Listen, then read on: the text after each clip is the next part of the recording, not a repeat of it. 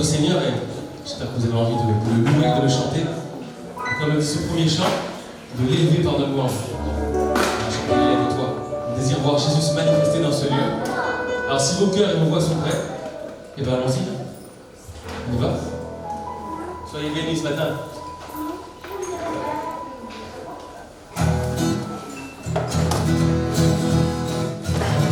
Nous désirons, Seigneur, une seule chose aujourd'hui, alors que nous chantons, viens transformer nos vies. Lève-toi, lève-toi, et viens dans ta gloire couronner nos louanges. Viens, roi des rois, Dieu très saint, tout-puissant.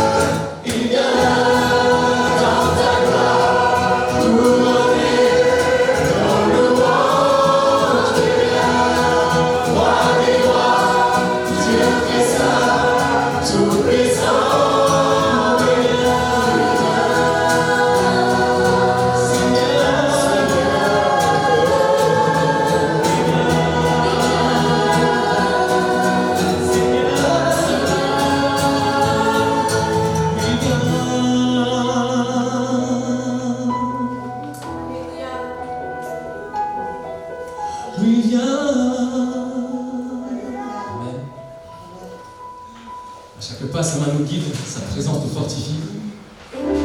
Son amour nous accompagne. On sait qu'on n'est pas seul sur la route. Jésus est toujours là. On n'est pas seul dans la marche. Merci Seigneur. Je veux vivre pour toi.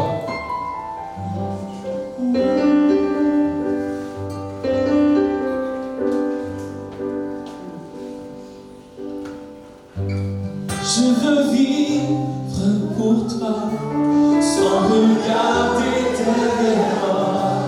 Je veux suivre tes pas. Mon cœur vibre dans ta voix, et à chaque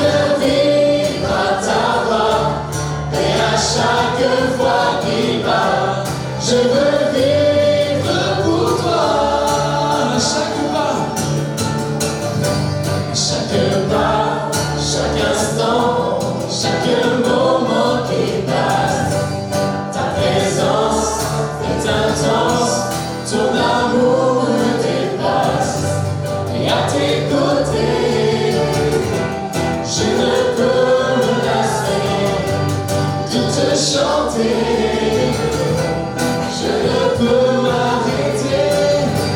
Je veux vivre pour toi, sans regarder derrière moi. Je veux suivre tes pas. Mon cœur vibre à ta voix, et à chaque fois qu'il bat, je veux vivre pour toi.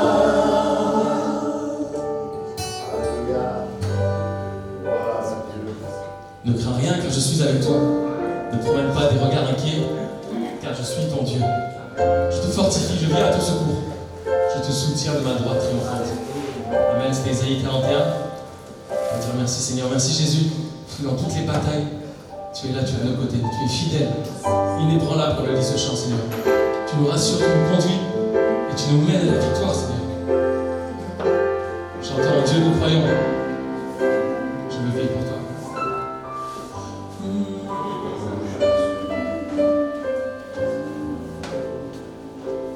Quand mon âme est accablée, dans la bataille je dirai, ta grâce me suffit, ta grâce me suffit. Lorsque je suis éprouvé, je ne suis pas délaissé, car toi seul me suffit, car toi seul me suffit. En Dieu nous croyons, confiants en son nom. Je sais que Dieu est inébranlable, Dieu est avec nous, au-dessus de tout. Je sais que Dieu est inébranlable, Dieu est inébranlable. Père des miracles, tu tiens tes promesses, lumière dans les ténèbres. Mon Dieu, c'est ce que tu es. Dieu est inébranlable. Les chemins au Père des miracles, tu tiens tes promesses, lumière dans les ténèbres. Mon Dieu, c'est ce que tu es. Nous irons là où tu vas, dans l'inconnu tu es là. Tu marches devant nous, tu marches devant nous. Tu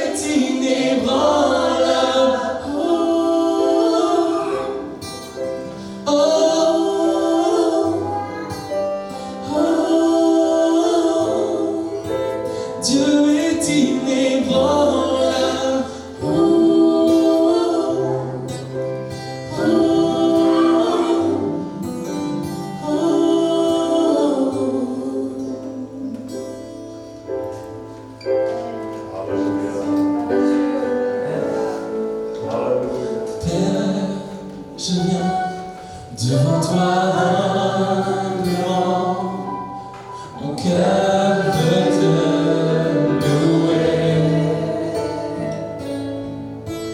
Père, je t'aime, car tu m'as racheté. Mon cœur veut t'adorer.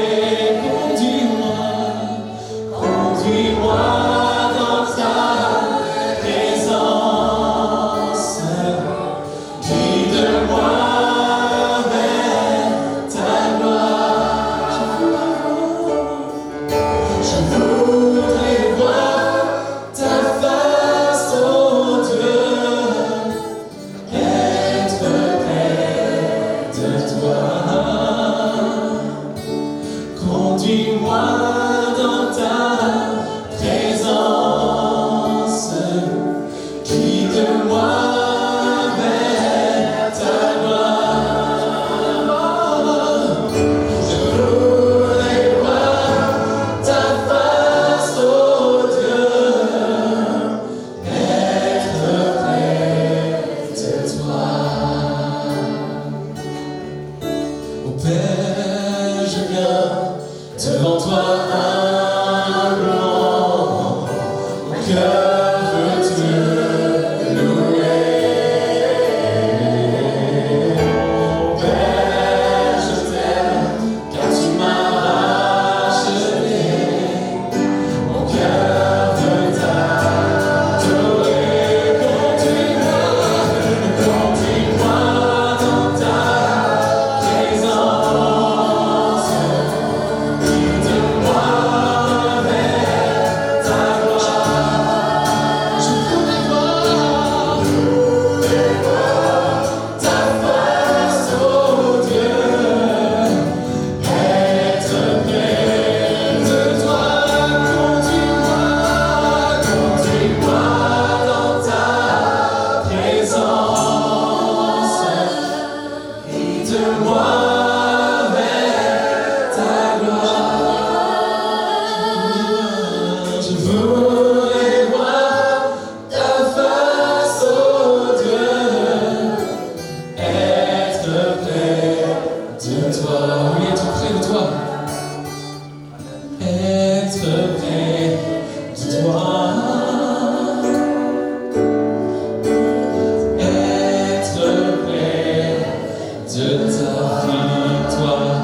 Mon espoir, ton chemin, mon destin, ton salut, mon refuge, tout est en toi. Ta victoire, mon espoir, ton chemin, mon destin, ton salut, mon refuge, tout est en toi. Ta victoire, mon espoir, ton chemin, mon destin, ton salut, mon refuge, tout est en toi. Ta victoire, mon espoir, ton chemin, mon destin, ton salut, mon refuge, tout est en toi.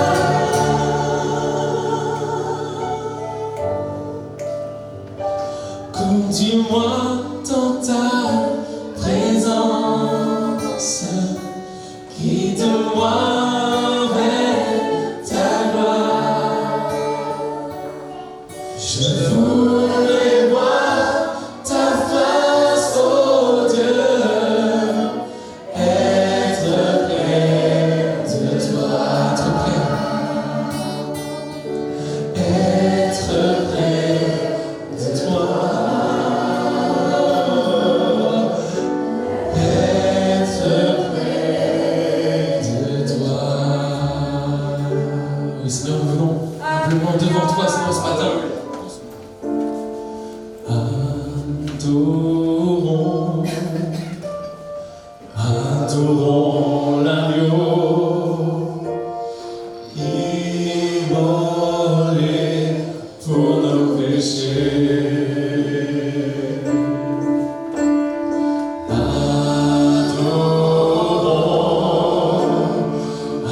Adorons l'agneau, immolé pour nos péchés. Lui de recevoir nos louanges. Lui seul est digne d'être adoré. Lui seul est digne de recevoir nos louanges. Lui seul est digne d'être adoré.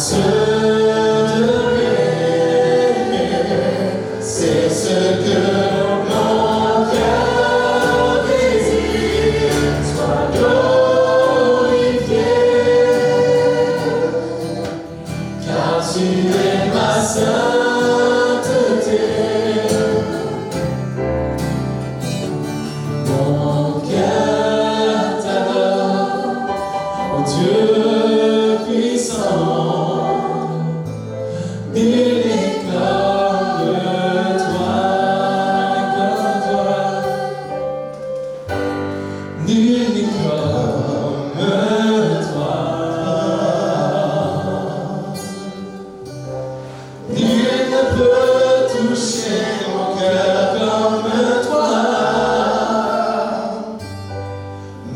si je cherchais, je ne trouverais jamais quelqu'un qui soit comme toi.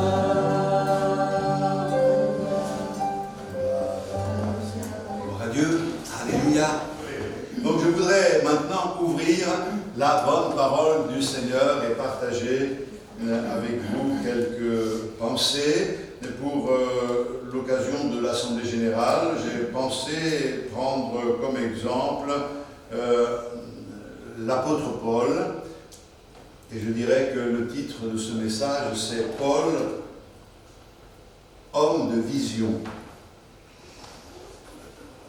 On va lire dans Actes au chapitre 9, le verset 3. Je vais lire juste deux textes. Actes des apôtres, chapitre 9, verset 3. Comme il était en chemin et qu'il approchait de Damas, tout à coup une lumière venant du ciel resplendit autour de lui. Il tomba par terre et il entendit une voix qui lui disait « Saul, Saul, pourquoi me persécutes-tu » Il répondit « Qui es-tu, Seigneur » Et le Seigneur dit « Je suis Jésus que tu persécutes.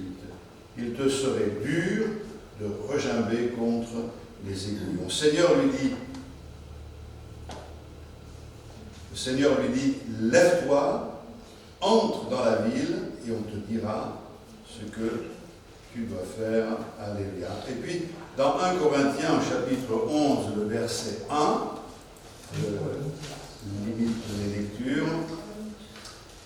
Voici ce qui est dit. « Soyez mes imitateurs, comme je le suis moi-même de Christ. » Amen. Donc, Paul est pour nous un modèle, puisqu'il dit « Soyez mes imitateurs ». Pour pouvoir dire cela, il faut qu'il soit un modèle. La Bible n'est pas seulement un livre de commandements, de préceptes divins, mais c'est également un livre d'exemples pratiques d'hommes et de femmes qui ont consacré leur vie à Dieu et dont les détails de leur vie nous sont donnés pour nous servir d'exemple, nous apprendre aussi que le Seigneur agit dans la vie d'hommes et de femmes de la même nature que nous et qu'il est capable aussi de transformer ces vies et d'accorder à ces personnes de vivre des expériences fortes. Alors, nous devons beaucoup à ces personnages dont justement les points forts et les points faibles sont relatés dans la Bible. Heureusement que la Bible ne met pas en relief que les points forts, parce que sinon nous serions tous découragés, mais la Bible nous donne également les points faibles, et pour que nous puissions nous y, en quelque sorte, conformer dans le sens de nous voir au travers d'un miroir et de comprendre que finalement ce qu'ils ont vécu et la manière dont ils ont vécu les choses, c'est ce que nous ressentons et que nous avons besoin tous de la grâce de Dieu. Quand je dis que Paul est un homme de vision, c'est qu'il y a de nombreux textes qui nous parlent des visions que Paul a eues, et c'est vrai qu'on ne se rend pas compte, mais il en a eu quelques-unes. Alors, je crois que dans la Bible, le Seigneur nous encourage à vivre pleinement la Pentecôte, et concernant la Pentecôte, il est dit, les jeunes gens auront des visions, les vieillards auront des songes. Les songes, c'est quand on dort, les visions, c'est quand on est éveillé. Alors bien sûr, s'il y a quelques vieillards qui dorment pendant la réunion, c'est pas bien grave, mais je veux dire par là que nous avons besoin de faire un parallèle et de comprendre que d'une certaine manière, c'était de l'humour, d'une certaine manière, pour avoir des visions, il nous faut être jeune. Et pour être jeune, il faut être renouvelé dans la grâce de Dieu. La Bible dit que le Seigneur viendra chercher une église sans tache et sans rides. Et les rides viennent en vieillissant. Donc sans tache, on comprend, mais sans rides, ça veut dire une église jeune. Alors, bien sûr, vous pouvez faire tout ce que vous voulez pour ne pas vieillir, ça ne changera rien, la vieillesse de l'âme, c'est autre chose. Soyons jeunes et frais. Et pour être jeunes, nous avons besoin de, nous aussi, vivre ces visions. Et ces visions de manière spirituelle. Il n'y a pas besoin d'avoir des images qui défilent dans notre esprit, mais pour avoir des visions. La vision, elle est avant tout spirituelle. Et Paul a d'abord la vision de Christ. C'est le texte que nous avons lu. Alors qu'il est en chemin, le Seigneur se révèle à lui. Et le modèle qu'il donne passe par une expérience sur le chemin de Damas. C'est là qu'il rencontre personnellement Jésus. Et je crois que cette vision, bien sûr, est indispensable pour vivre notre vie à la gloire de Dieu. On ne peut pas vivre une vie à la gloire de Dieu si au départ, on n'a pas, au démarrage, la vision de Jésus-Christ. Il faut que nos yeux s'ouvrent sur la personne de notre Sauveur. Jusqu'à ce jour-là, l'apôtre Paul, qui s'appelait Saul de Tarse, observait, pratiquait la loi et il accomplissait les rites, il se soumettait aux exigences de la loi, mais sans avoir la révélation, sans avoir connu réellement qui est le Seigneur.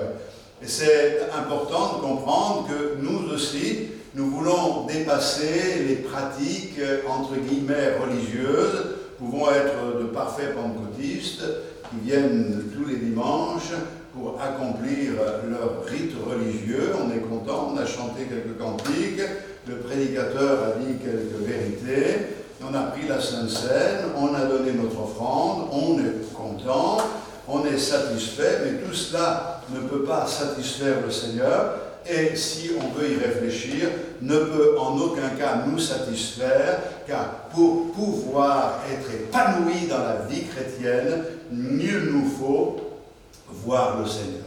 En plus, c'est ce que le Seigneur nous enseigne dans Hébreux 12 et le verset 2, il est dit que nous devons avoir les yeux sur Jésus. Et comment avoir les yeux sur Jésus si on ne voit pas Jésus? Il y a quand même un problème. Alors bien sûr, je ne vais pas refaire toute la théorie que j'ai développée il y a quelque temps pour vous dire que contrairement à ce que l'on pense, la foi n'est pas aveugle. On se limite à ce texte, heureux ceux qui n'ont pas vu et qui ont cru. Mais ça ne veut pas dire que la foi est aveugle, car la foi nous ouvre les yeux sur la personne de Jésus-Christ. Et le fait d'avoir cette révélation de Jésus devient un moteur de notre vie chrétienne. Sans la révélation de Jésus-Christ, il n'y a pas de motivation suffisante. On peut avoir un élan parce qu'on est comme attiré, et on est attiré par Dieu lui-même, par les choses de Dieu, mais on s'essouffle rapidement. Il est impossible de répondre aux exigences de la vie chrétienne s'il n'y a pas cette impulsion qui vient de la révélation que nous avons de Jésus-Christ. Et donc, je précise et je confirme que la foi n'est pas aveugle. Et la question que je pose ce matin, c'est que vois-tu? Est-ce que tu le vois? Alors, ça c'est personnel, hein? C'est personnel. C'est-à-dire que personnellement, je n'ai jamais voulu voir de film sur Jésus, de représentation de Dieu d'une manière ou d'une autre, tout simplement parce que je ne veux pas que mon esprit soit encombré par des images qui fausseraient la véritable révélation qui vient de la parole de Dieu.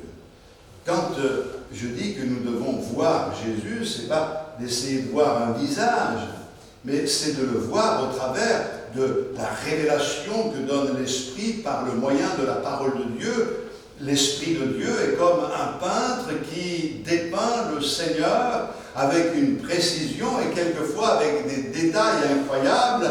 Et quand on peut avoir cette révélation, on peut à ce moment-là dire, tu es beau, tu es le plus beau des fils de l'homme. Pourtant, la Bible dit, il n'avait ni beauté ni éclat pour attirer les regards. Ce qui veut dire que physiquement, ce n'est pas important. Ce qui est important, c'est la révélation spirituelle. Alors, ce matin, je voudrais vous encourager, à l'occasion de cette réunion spéciale, à avoir cette vision de Jésus-Christ. Et ce n'est pas une vision que nous devons avoir au moment de notre conversion et plus après. Nous devons l'avoir en permanence, la vision de Christ qui a donné sa vie à la croix du Calvaire, son sang a coulé pour le pardon de nos péchés, mais également la vision, comme Pierre, Jacques et Jean, de celui qui est glorifié, qui est dans la gloire. Tout ne s'est pas arrêté à la tombe. Vous le saviez? Christ est ressuscité. Il est vivant au siècle des siècles. Alléluia. Je crois que si nous ne voyons que les hommes, il y a un moment donné, on se fatigue et on n'en peut plus. Moi, ça m'arrive d'être fatigué, c'est pas possible. Et je réalise que je suis en train de regarder que les hommes. Alors je lève les yeux et je vois autre chose. Je vois mon Seigneur. Je vois le Seigneur dans sa gloire. Et ça me redonne de l'énergie. Ça me redonne de l'espoir, de l'assurance. Et c'est ce qui me permet aussi d'avancer à contre-courant de ce monde. Et je donne gloire au Seigneur. Je crois qu'il est important de réaliser l'importance aussi, que nous devons donner au Seigneur Jésus dans nos vies. Car si nous laissons du vide, bien, le vide sera rempli par l'adversaire. C'est un peu comme dans ce que le Seigneur enseigne. La maison qui est restée vide, elle va vite être occupée, et non pas par des personnages bons, mais de mauvais personnages. Et dans ce monde, il ne faut pas qu'on laisse du vide. Il faut que l'on remplisse l'espace. Et je vais le voir d'une autre manière, en témoignant, en donnant gloire au Seigneur. Et donc, je continue en parlant de l'apôtre Paul, et j'en arrive au chapitre 16 de ce livre des Actes des Apôtres, chapitre 16, donc on va lire le verset 9. Actes des Apôtres 16, 9. Pendant la nuit, Paul eut une vision, un Macédonien lui apparut et lui fit cette prière, « Passe en Macédoine, secours-nous ». Nous savons dans quel contexte ça s'est produit. Il essaye d'aller en Asie, l'Esprit de Dieu l'empêche, il veut aller en Bithynie, l'Esprit de Dieu ne lui permet pas. Avec son équipe missionnaire, il se pose des questions, et puis là, pendant la nuit, les vieillards auront des songes, et la parole de Dieu nous dit qu'il a cette vision, et cette vision missionnaire, il voit un Macédonien qui dit « Secours-nous ». Nous savons que dès le lendemain, il en parle, ils partent en Macédoine, ils arrivent à Philippe, et c'est dans cette ville qu'ils accomplissent l'œuvre du Seigneur, non pas sans opposition, mais ça a été quelque chose d'extraordinaire. Paul a eu cette vision claire, passe en Macédoine et secours. Il y a des moments où dans notre vie, nous avons besoin d'être éclairés par le Seigneur. Et si nous avons la vision du Seigneur et si nous avons vraiment dans notre cœur cet amour pour le Seigneur, alors dans tout notre être, il se passe quelque chose. Celui qui voit Christ ne peut pas s'empêcher de rêver à l'œuvre de Dieu. Il ne peut pas s'empêcher de rêver à la mission. Il ne peut pas s'empêcher d'avoir dans son cœur quelque chose qui bouillonne. Et à un moment donné, le Seigneur va lui préciser les choses. Alors, il ne faut pas aller trop vite, il ne faut pas aller trop lentement non plus, mais permettez-moi d'adapter quand même ce que je suis en train de dire avec Ecclésiaste 5.2. C'est que les songes naissent de la multitude des occupations. Alors, il faut qu'on soit très prudent avec ça, faire attention avec les rêves. Tous les rêves ne sont pas interprétables. Des fois, on rêve des choses tellement bébêtes, ne veut absolument rien dire. Je ne vais pas vous raconter là des rêves que des fois on a eus, qui sont complètement absurdes. Mais d'autres fois, dans nos rêves, eh bien, il y a ce que l'on est, ce que l'on recherche, les activités qui sont les nôtres. Il m'arrive de prêcher pendant que je rêve, il m'arrive alors, il n'y en a pas assez comme ça, il ne faut pas chercher pendant que tu dors. Mais c'est pour dire que c'est en fonction de ce qui occupe nos vies que naissent également les songes, comme s'il y avait un lien entre les deux. Et je crois que l'apôtre Paul a cette vision parce qu'il est occupé, préoccupé, il se tient devant le Seigneur, mais je ne comprends pas, je veux annoncer ta parole, le feu de l'évangile brûle dans mon cœur, tu m'empêches, pourquoi Seigneur? Je peux comprendre qu'il ait eu ces moments d'hésitation, mais ça l'occupe tellement, ça le prend tellement, c'est pas quelque chose qu'il fait comme ça. En plus, c'est vraiment sa vie que il en rêve et le Seigneur lui accorde cette révélation. Je crois qu'il faut nous aussi être préoccupés, occupés par l'œuvre de Dieu. Même Néhémie, la Bible nous dit que quand il a vu son frère et d'autres messagers arriver de Jérusalem, il va les questionner, où en est le peuple, et Jérusalem, la ville et tout, et quand il lui raconte que le peuple est désespéré, que la muraille est battue de brèches, que c'est la misère noire là-bas, alors il pleure, il se tient devant Dieu, et c'est là qu'il cherche la face du Seigneur. Il dit, c'est pas possible, c'est ton nom qui est en jeu, Seigneur. Et ça l'occupe tellement que Dieu va faire naître dans son cœur des projets d'aller reconstruire la muraille. Il n'en avait pas les capacités, mais comme lui avait envie, c'est lui qui a été choisi.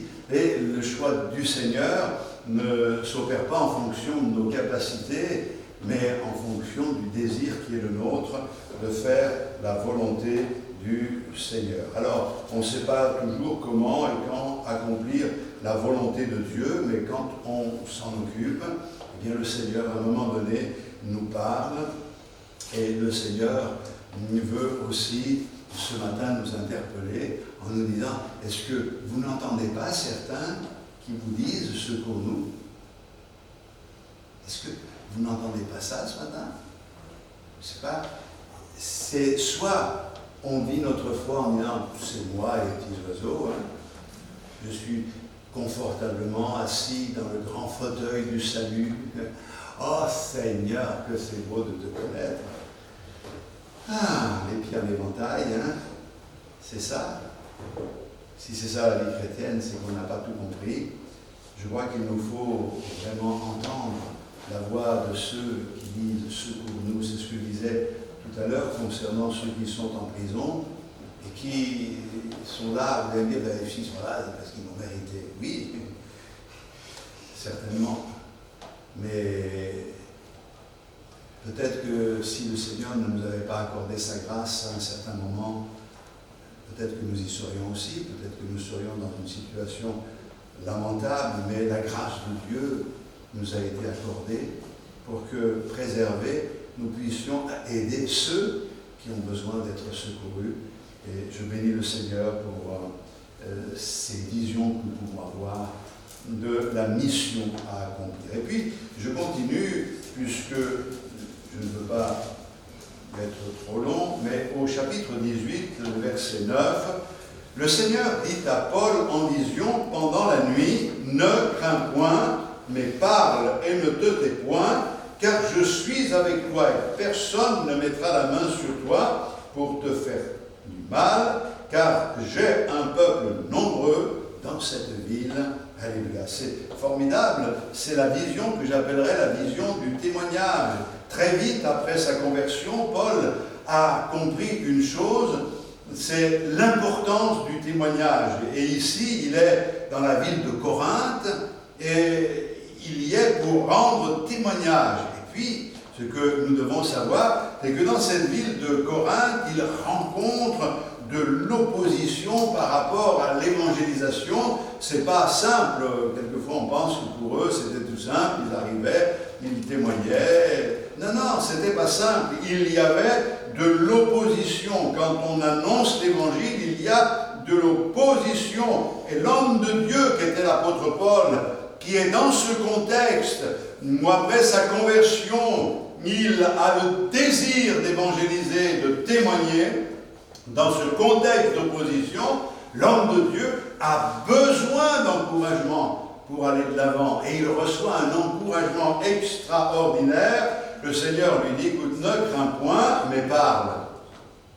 C'est beau d'entendre ça. Au moment où peut-être tu es en train de te dire, c'est bon, je vais me taire, hein, ça ne sert à rien. Ne crains point, mais parle, ne te tais point, car je suis avec toi et personne ne mettra la main sur toi pour te faire du mal, parce que j'ai un peuple nombreux dans cette ville. Vous allez me dire, mais quand on étudie la vie de l'apôtre Paul, quelquefois, eh bien, on a mis la main sur lui, oui, mais ça a toujours été sous le contrôle du Seigneur, et Dieu a permis des situations dans la vie de l'apôtre Paul pour des raisons bien précises, mais personne ne pouvait mettre la main sur lui si le Seigneur ne le permettait pas. Et donc, nous devons, nous aussi, avoir confiance au Seigneur.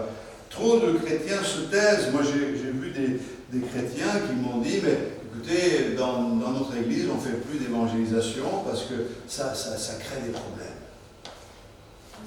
D'avoir des nouveaux comme ça, ils viennent avec leurs idées, tout ça, ça crée des problèmes. Oui. Moi, j'ai partagé avec des personnes comme cela, et je leur ai dit, vous savez, moi, je préfère aller faire une visite dans une maternité, ça braille, ça crie, ça bouge, ça court, non, pas les bébés, hein, mais ceux qui s'en occupent, que d'aller dans une morgue. Hein. À la morgue, c'est clair, hein, ça. Personne ne vous mord. Hein. Mais c'est la mort qui règne. Il vaut mieux qu'il y ait la vie avec les problèmes que cela engendre, mais ce sont de bons problèmes. Parce que quelquefois on croit que nous, on est là, on est arrivé tout préparé, tout cuit, c'était bon. Non, il y a eu des combats, il faut s'en souvenir. La grâce de Dieu a permis cette transformation, il a fallu du temps pour le comprendre, pour que les choses se mettent en place. Mais celui qui témoigne ne doit pas avoir peur de s'engager. Je crois qu'il faut à un moment donné oser. Surtout que le Seigneur dit que vous recevrez une puissance, le Saint-Esprit, et vous serez mes témoins. Donc le Seigneur a pourvu pour que nous ayons tout pour témoigner de sa gloire. Alors vous allez me dire, mais moi je témoigne, mais ils ne veulent rien entendre, ils ne veulent rien savoir. Eh bien, écoutez, continuez, ce n'est pas votre affaire. Le Seigneur n'a pas dit de convertir les gens, il a dit de leur témoigner, de leur annoncer l'évangile. C'est lui qui convertit. Alors, nous, on fait notre part et le Seigneur fera la sienne. Alléluia. Après, on a un autre texte, c'est Acte 22, 17, de retour à Jérusalem. Comme je priais dans le temple, je fus ravi en extase, et je vis le Seigneur qui me disait, hâte-toi et sors promptement de Jérusalem, parce qu'ils ne recevront pas ton témoignage sur moi. Et je dis, Seigneur, ils savent eux-mêmes que je faisais mettre en prison et battre de verges dans les synagogues ceux qui croyaient en toi, etc., etc. C'est la vision de l'avertissement. Toute la vie de Paul était entre les mains du Dieu Tout-Puissant. Dieu l'avertit qu'il y a un danger et qu'il faut qu'il se mette à l'abri. Et voilà, je trouve ça extraordinaire parce que nous vivons dans un monde qui connaît vraiment une rébellion contre Dieu, peut-être parce qu'on a laissé trop de vide, mais quoi qu'il en soit, l'incertitude grandit de plus en plus avec tous les comportements assez étranges que nous pouvons constater autour de nous. Alors, quelqu'un dira, mais il y a toujours eu des comportements hostile, oui, mais là on voit que ça se généralise, on est dans un contexte bien particulier, et l'apôtre Paul, lui, il va faire la mission de Dieu, il va accomplir sa mission, mais ce que l'on voit, c'est que du haut du ciel, le Seigneur veille. Et quand le Seigneur voit que ça devient chaud pour son serviteur, il l'avertit. Et il lui dit, mets-toi à l'abri. Et je crois que c'est intéressant de voir que quand nous allons, le Seigneur veille sur nous. Vraiment. Il ne faut pas compter sur les hommes pour veiller sur nous, mais compter sur le Seigneur qui nous avertit et peut déjouer les pièges de l'adversité. Ça nous est tous arrivé.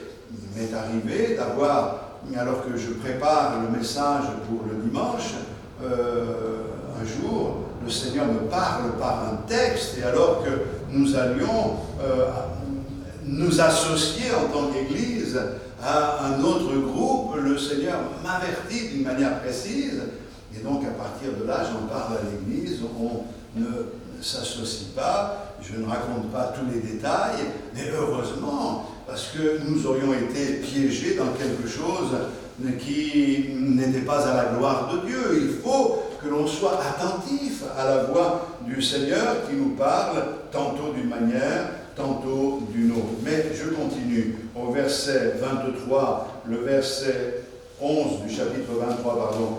La nuit suivante, le Seigneur apparut à Paul et dit, prends courage, car de même que tu as rendu témoignage de moi dans Jérusalem, il faut aussi que tu rendes témoignage dans Rome.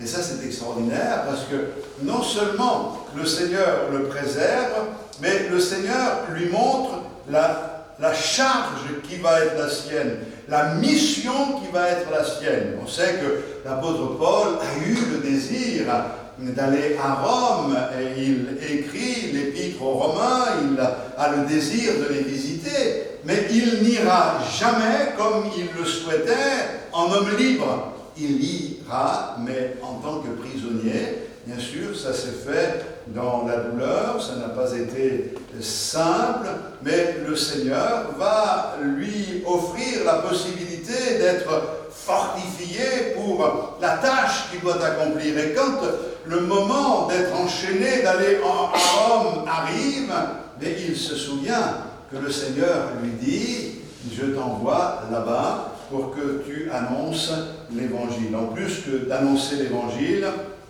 le Seigneur va l'utiliser pour qu'il écrive les épîtres dans la prison. C'est pour cette raison que le message qui lui est donné, c'est « Prends courage ». Et je crois que nous aussi devons entendre le Seigneur qui nous dit ce matin « Prends courage ». Entendez le Seigneur qui vous dit « Prends courage ». Car de même que tu as rendu témoignage de moi dans Jérusalem, il faut aussi que tu rendes témoignage dans Rome. Prends courage. Tu ne sais pas trop ce qui t'attend, mais prends courage. N'oublie pas, je suis avec toi et je serai à tes côtés tous les jours jusqu'au bout. Moi, je crois que c'est important d'avoir aussi des indications.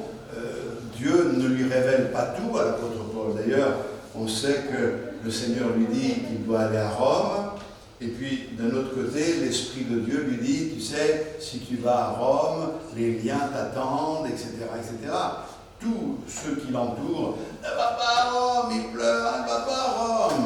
Allez, arrêtez maintenant de pleurer, vous êtes en train de me briser les cœurs. Pourquoi ces contradictions dans les indications que donne l'Esprit de Dieu? Bien, elles sont compréhensibles dans le sens que d'un côté, l'Esprit de Dieu lui dit « Ma volonté, c'est que tu ailles à Rome, parce qu'il y a quelque chose de grand à faire, mais tu n'es pas obligé d'y aller. Si tu n'y vas pas, cela ne te sera point imputé. Tu n'es pas obligé, Paul. Tu peux continuer à me servir comme tu l'as fait jusqu'à présent, mais sache que si tu vas à Rome, parce que c'est ma volonté, et là, ils t'attendent les liens, etc. Dieu fait appel à la volonté de l'homme de Dieu. Dieu n'impose pas, il n'oblige pas, mais il fait appel à notre volonté. Si si tu le veux, et Paul comprend que c'est la volonté de Dieu qu'il y aille, et il mesure que l'engagement qu'il va prendre va lui coûter, comprenons-nous bien, mais il accepte. Et c'est pour ça que quand ça lui coûte, il ne va pas dire « Seigneur, dans quoi tu m'as entraîné? C'est pas possible !» Mais écoute, je t'ai averti. Tu sais, quand le Seigneur nous appelle, il ne dit pas qu'il va dérouler devant nous un tapis de pétales de rose et que tout va être facile. Il nous dit, si vous me suivez, il faut vous charger de la croix, il faut comprendre que vous aurez des tribulations, vous connaîtrez l'opposition, nous n'aimons pas tout ça, mais ça fait partie de l'engagement. Et après, quand on s'est converti, qu'on marche avec Dieu, on a dit oui Seigneur, la vie avec toi est formidable, on a été bénis, on a reçu l'onction, etc. Et qu'il nous arrive un problème. Mais alors, et la vie chrétienne c'est quoi? On est un peu comme la femme de Job qui dit à son mari, mais à quoi ça t'a servi tout ce que tu as fait là? Maudit Dieu et meurt.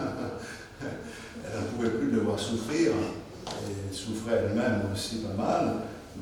Je crois que c'est une réaction que l'on peut comprendre, où justement il y a de notre part un refus d'avoir des difficultés, parce qu'on associe les difficultés à un jugement, une désobéissance, mais ce n'est pas le cas, puisque la Bible nous le fait comprendre au chapitre 27, chapitre 27 justement, concernant les étapes de ce départ à Rome, avec le naufrage, etc.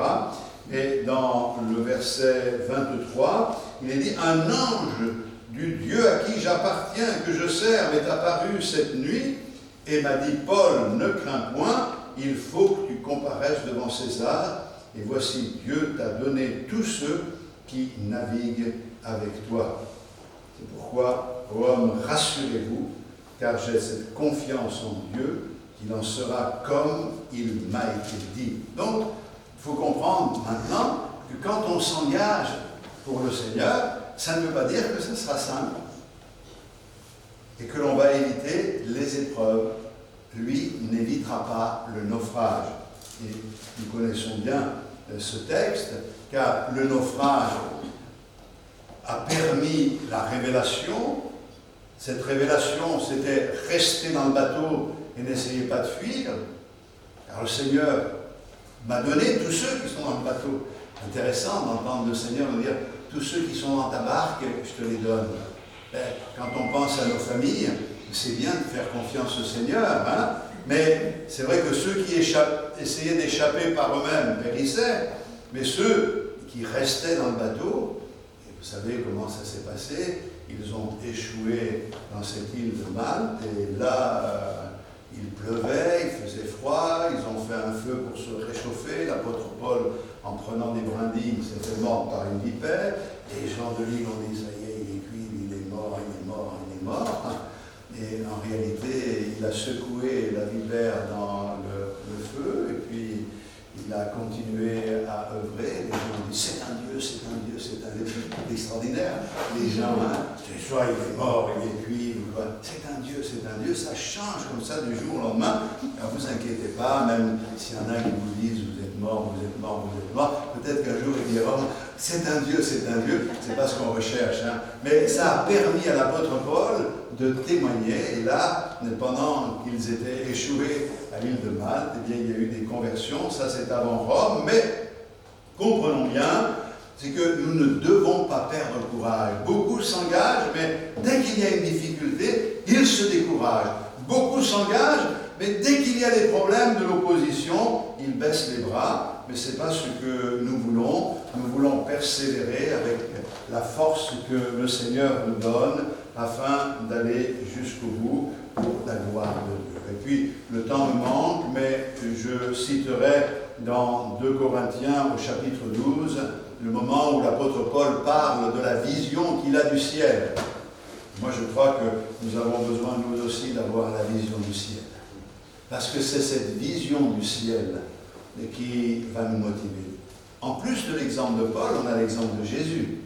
En vue de la joie qui lui était réservée dans le ciel, il a supporté la croix, méprisé l'ennemi. Eh bien, pour nous, c'est pareil. Si on ne voit pas le ciel, si on n'entre pas dans la révélation de la gloire qui nous attend, alors on peut s'essouffler, on peut se fatiguer, on peut se décourager, mais si on voit et on perçoit le ciel, alors on sait une chose, c'est que même si c'est difficile ici-bas, il y a un moment où le Seigneur nous console, il y a un moment de bénédiction extraordinaire. C'est vrai, qui nous séparera de l'amour de Christ, de l'amour de Dieu? Les tribulations, les problèmes, les oppositions, rien ne peut nous séparer de l'amour de Dieu. Je vais d'ailleurs terminer avec un texte, si vous permettez. C'est dans les Actes des Apôtres, au chapitre 26. Voici ce que dit l'apôtre Paul. En conséquence, roi Agrippa, je n'ai point résisté à la vision céleste, à ceux de Damas d'abord, puis à Jérusalem, etc., etc. Et je voudrais laisser ça sur votre cœur. Je n'ai point résisté à la vision céleste. Ayons cette vision céleste et surtout, soumettons-nous. Ne résistons pas à la vision céleste.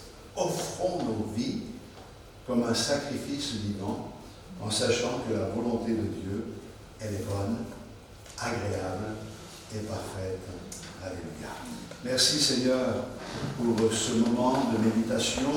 Tu parles à nos cœurs, nous voulons retenir ta parole, nous voulons la serrer dans notre cœur et nous voulons aussi nous appliquer à faire ta volonté.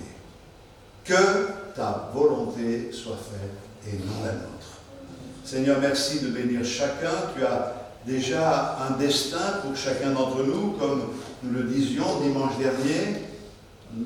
Des siècles avant que nous ne venions au monde, tu nous avais déjà destinés pour quelque chose.